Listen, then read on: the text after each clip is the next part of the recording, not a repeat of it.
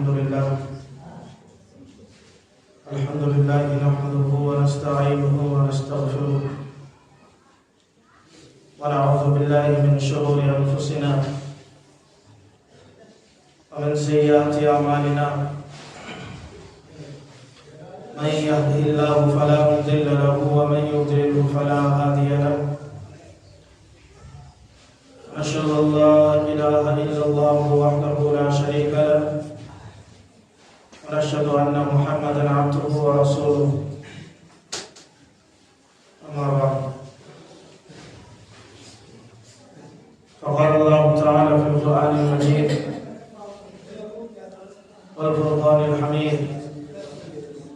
أعوذ بالله من الشيطان الرجيم بسم الله الرحمن الرحيم وما أرسلناك إلا رحمة للعالمين صدق اللہ العظیم۔ میرے محترم بزرگوں اور دوستوں،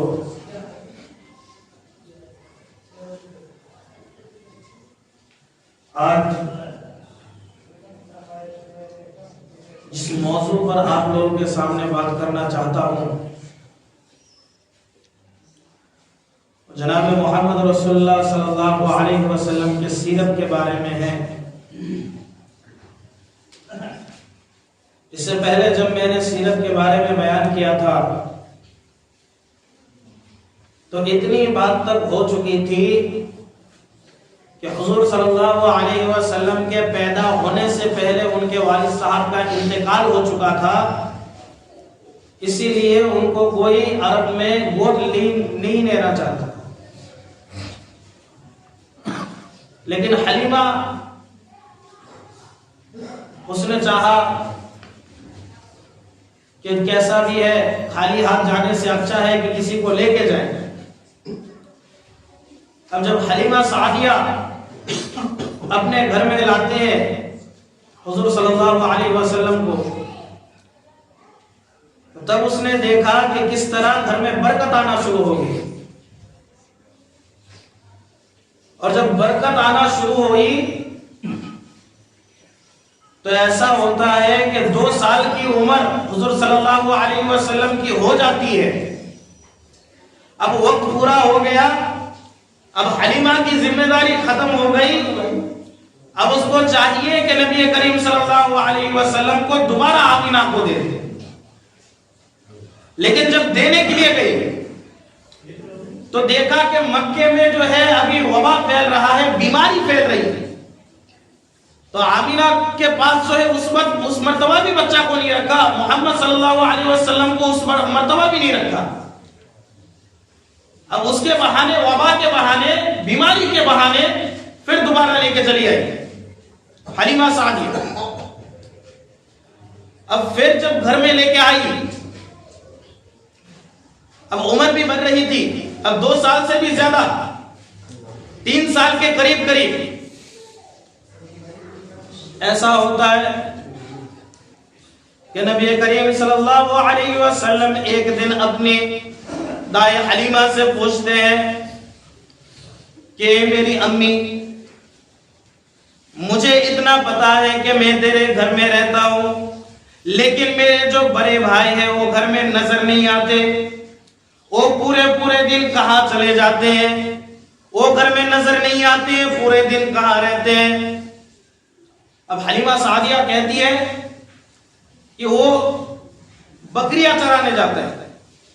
بکریاں چرانے۔ نبی کریم صلی اللہ علیہ وسلم فرماتے ہیں کہ اس کے بعد جب میرے بھائی، بڑے بھائی جب وہ بکری چرانے کے لیے جائیں گے تو ان کے ساتھ مجھے بھی بھیج دیا کریں۔ حلیمہ سعدیہ کہتے ہیں نہیں، تجھے جانے کی ضرورت نہیں ہے، تجھے جانے کی ضرورت نہیں، تیرا بڑا بھائی جتنا ہو سکے اتنا کام کرتا ہے، اور تیری عمر بھی اتنی نہیں ہے کہ تو جا سکے گا۔ لیکن پھر بھی نبی کریم صلی اللہ علیہ وسلم فرماتے ہیں کہ مجھے ان کے ساتھ بھیجنا پڑے گا۔ جب ضد کرتے ہیں تو حلیمہ مان جاتی ہے، اور جب ماننے لگ گئی،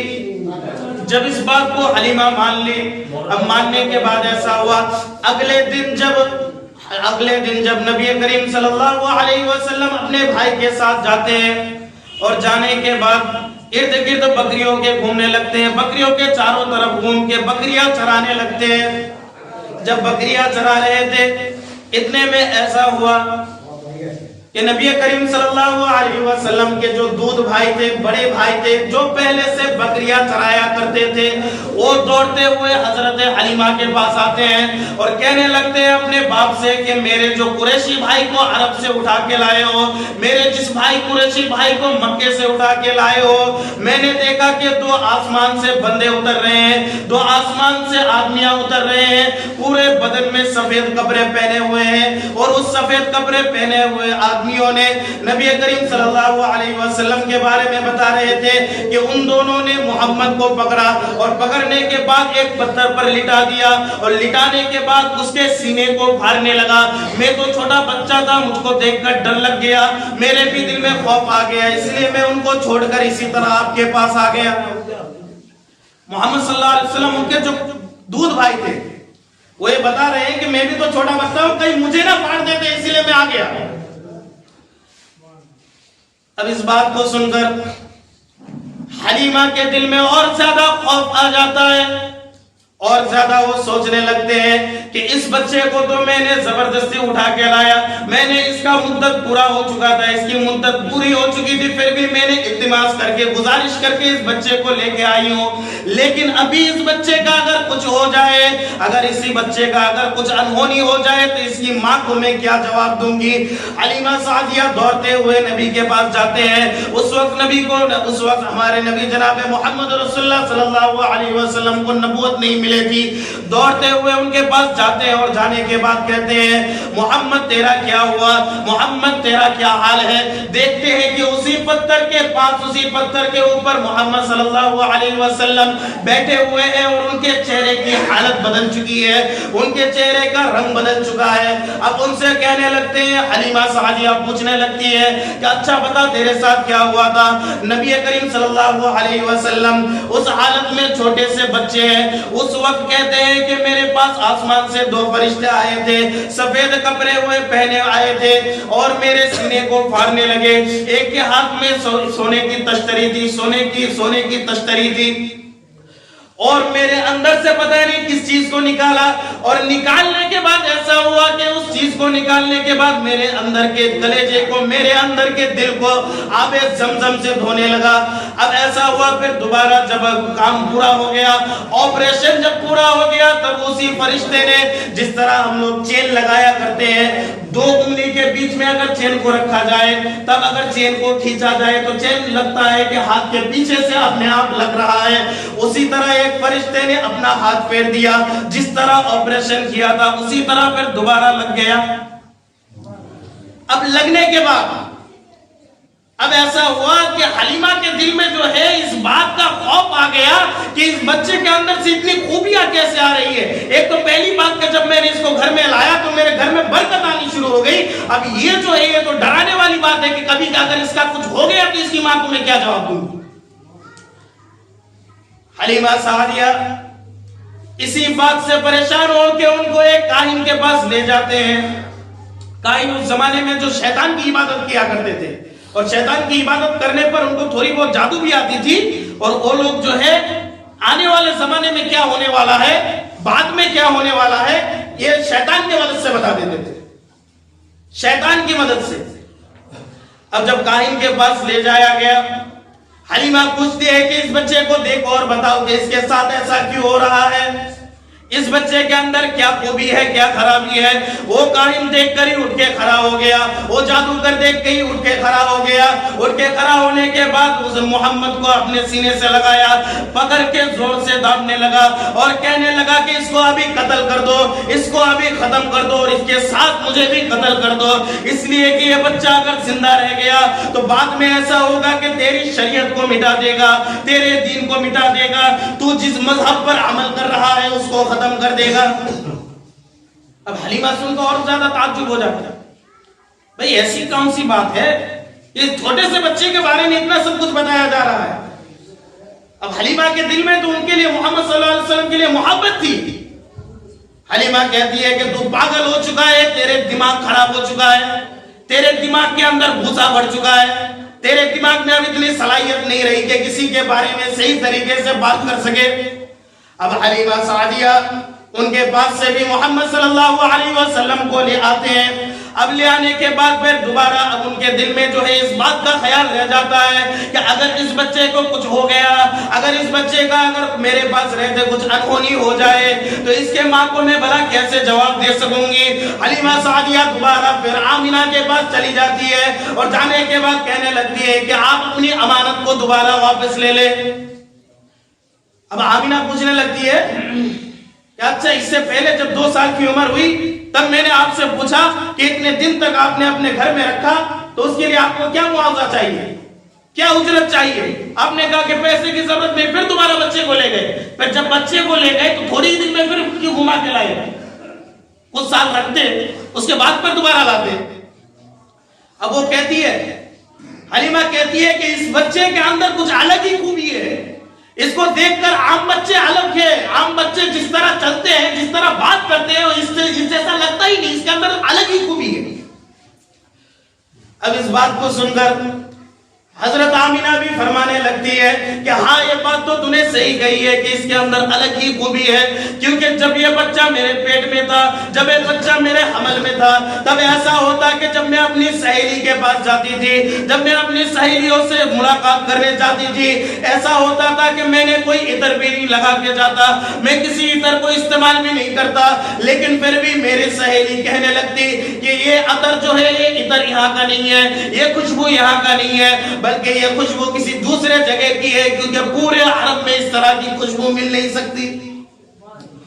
اس کے ساتھ ساتھ بھی ایسا ہوتا تھا کہ جب میں زمین پر چلا کرتی، یہ عرب کی زمین پتھریلی زمین ہوتی ہے، جب میں زمین پر چلا کرتی تو جب ایک عورت کے پیٹ میں بچہ ہوتا ہے اس کو چلنے پھرنے میں تکلیف ہو جاتی ہے، لیکن جب یہ بچہ میرے پیٹ میں تھا تب جب میں زمین پر چلا کرتی تھی ایسا لگتا تھا جس طرح زمین پتھریلی زمین میرے پاؤں کے سامنے موم بن چکی ہے، اور موم کے اوپر جیسے پگھلے ہوئے موم کے اوپر جس طرح ملائم ہوتا ہے اسی طرح ملائم زمین کے اوپر جیسے میں چل رہی تھی۔ یہاں تک کہ ایسا ہوتا کہ جب میں کنویں کے اندر جاتا، کنویں کے اندر سے پانی نکالنے کے لیے جاتی، جب پانی کو اوپر کھینچتی تو ایسا لگتا کہ اپنے آپ پانی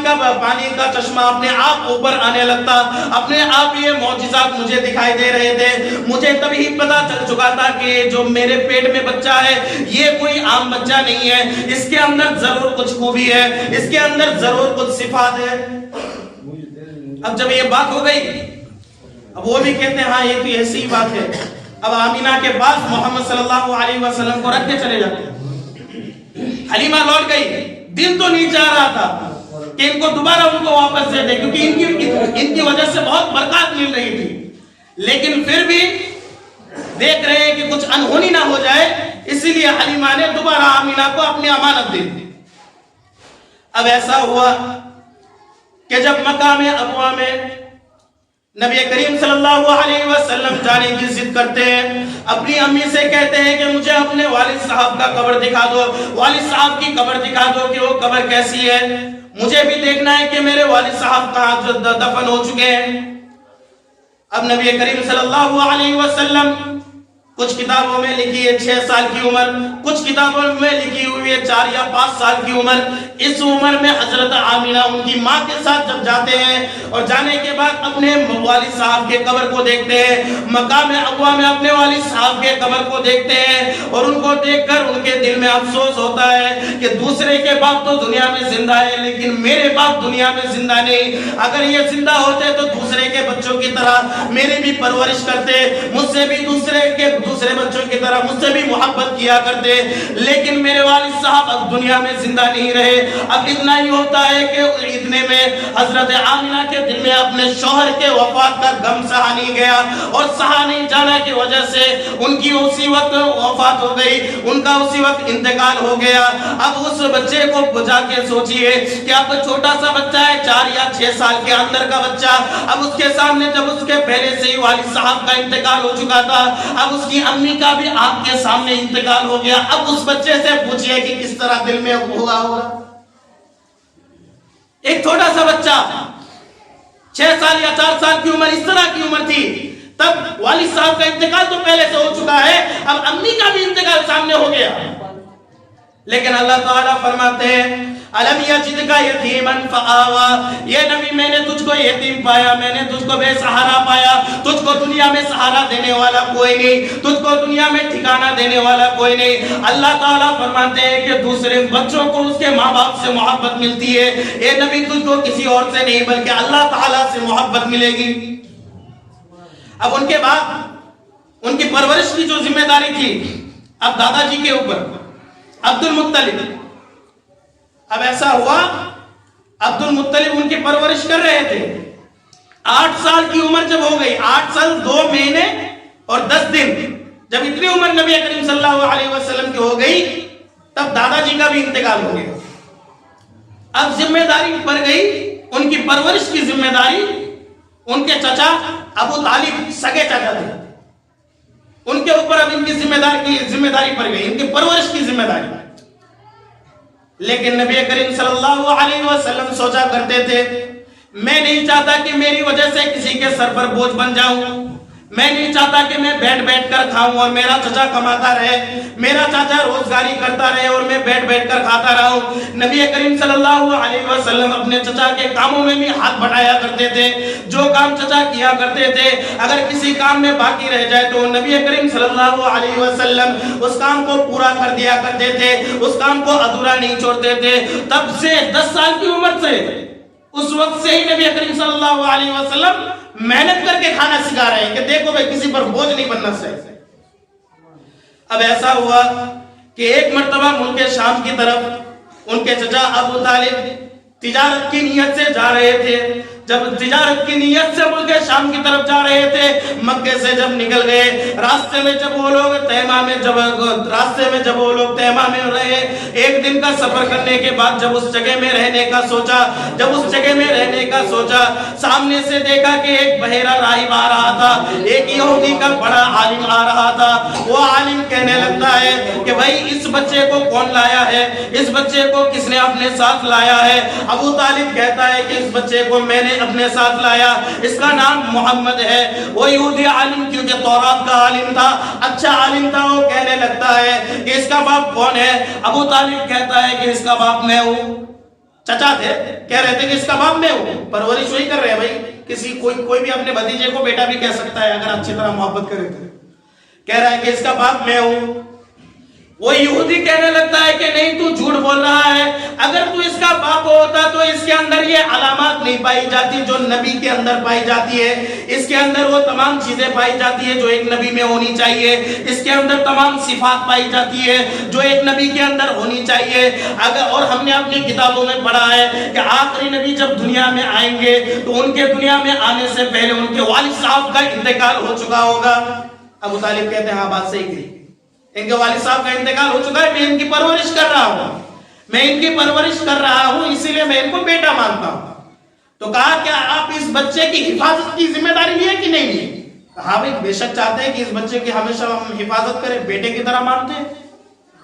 انہوں نے کہا کہ اگر اس بچے کی خیریت چاہتے ہیں تو یہاں سے جلدی نکل جائیے، شام ملک میں مت جائیے، کیونکہ وہاں پہ جو یہودی ہے وہ ابھی بھڑک چکے ہیں، ابھی وہ جو ہے اللہ کے دین کو چھوڑ چکے ہیں، نام کے بس یہودی رہ چکے ہیں۔ اگر ان کو پتا چل گیا کہ یہ محمد صلی اللہ علیہ وسلم آخری زمانے کے نبی ہیں تو ایسا ہوگا کہ ان کو قتل کر دیں گے، کیونکہ یہ لوگ نہیں چاہتے کہ تمام لوگ مسلمان ہو جائے اور اللہ کے راستے میں چلنا شروع کر دے۔ تو میرے محترم بزرگ دوستو، وقت تو ختم ہو چکا ہے، انشاءاللہ پھر اگر ملاقات ہو، انشاءاللہ پھر اگر اگلے ہفتے اگر چاہے تو اس بیان کو یہاں سے ہی آگے بڑھائیں گے، یہاں سے پوری سیرت کو سننے کی کوشش کریں گے اور چھوٹی چھوٹی چیزوں کو ہم اپنی زندگی میں لانے کی کوشش کریں گے کہ کس طرح نبی زندگی گزارا کرتے تھے۔ ہم لوگوں کو آج یہ سبق ملا کہ نبی کسی پر بوجھ نہیں بننا چاہتے تھے، 10 سال کی عمر بوجھ نہیں بننا چاہتے تھے۔ حلیمہ کے گھر میں بھی رہا 3 یا 4 سال کی عمر، تب بھی انہوں نے کہا کہ مجھے اپنے بھائی کے ساتھ بکریاں چرانے کے لیے بھیجیے۔ 10 سال کی عمر ہو گئی تب بھی کیا ہے کہ اپنے چچا کے ساتھ کام کیا کرتے تھے، بوجھ نہیں بننا چاہتے تھے۔ تو پہلی بات یہ بھی ایک نبی کی سنت میں سے، اللہ تعالی ہم سب کو ان باتوں پر عمل کرنے کی توفیق عطا فرمائے، ان سب سنتوں پر بھی عمل کرنے کی توفیق عطا فرمائے۔